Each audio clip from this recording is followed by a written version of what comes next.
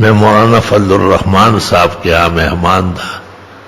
مجھے ختم بخاری کے لیے 2-3 دفعہ بلایا ہے. بہت محبت و شفقت کر دے, قابل قدر عالم ہے. بدھو قوم کو سمجھ آئے یا نہ آئے, بدھو قوم کی بدنصیبی ہے کہ اتنے بڑے تاجدار قسم کے سیاسی زعیم جو علم سے آراستہ پیراستہ ہے, اس کو کامیاب نہیں کرتے اور دوسرے لوگ کامیاب ہوتے ہیں.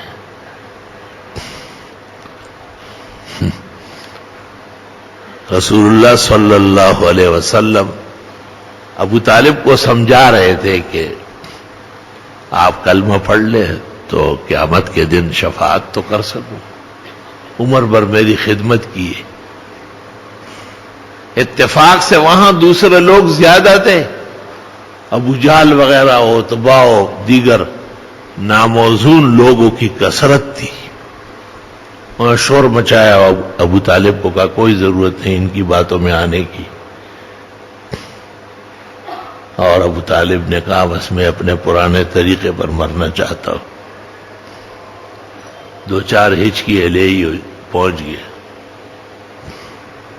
بخاری شریف میں ہے کہ حضرت آنسو سے روتے ہوئے وہاں سے باہر نکلے تو دیکھا ایک وقت ایسا بھی آیا ہے کہ پیغمبر کے ووٹ کم تھے نا,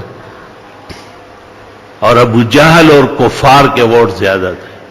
اس لیے تو علماء اس طریقے کو ناجائز کہتے ہیں کہ اس میں ایک ابو حنیفہ کے پائے کا بزرگ اور ایک ایرونچی اور چرسی اور بنگی اور شرابی سب ایک ووٹ کے حقدار ہیں. سابقہ خلافتوں میں ایسا نہیں تھا. خلافت کے لیے چند موزون افراد ہوتے تھے جو ہر شہر اور ملک میں جانے پہچانے جاتے تھے کہ یہ ہمارے مذہب کے رہنما ہیں. ان کو جمہور کہتے ہیں. جمہرہ کے معنی ہے وہ ریت جو چمکتی ہو, یہ نہیں کہ جمہور کے معنی اکثریت. یہ فضول معنی دے دیا گیا, فضول معنی.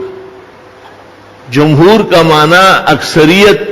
یہ کسی باب میں, کسی لغت میں, کسی ڈکشنری میں کسی کا باب بھی نہیں دکھا سکتا ہے. اور کسی نے لکھا ہے تو غلط لکھا ہے, اس نے لغت کو مسخ کیا ہے. جمہور جمہرہ سے ہے, اور جمہرہ کے معنی ہیں ریت کے وہ حصے جو چمکتے ہوں. دریائی لوگ سمجھتے ہیں کہ اس چمک میں سونا ہے, اور بڑی محنت اور بڑے تکلیف کے ساتھ اس کو چھانتے ہیں, دھوتے ہیں.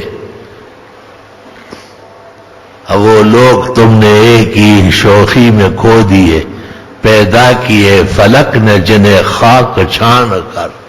خاک چھان چھان کے اس میں سے سونے کی گٹھیاں نکلتی ہے.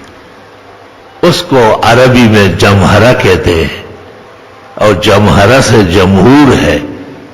جمہور وَهَذَا عِنْدَ الْجُمْهُورِ, یعنی وہ علماء جو سربراہ علماء ہیں اور فقہا ہے, اور ہر دور اور ہر زمانے میں مسلم ہے.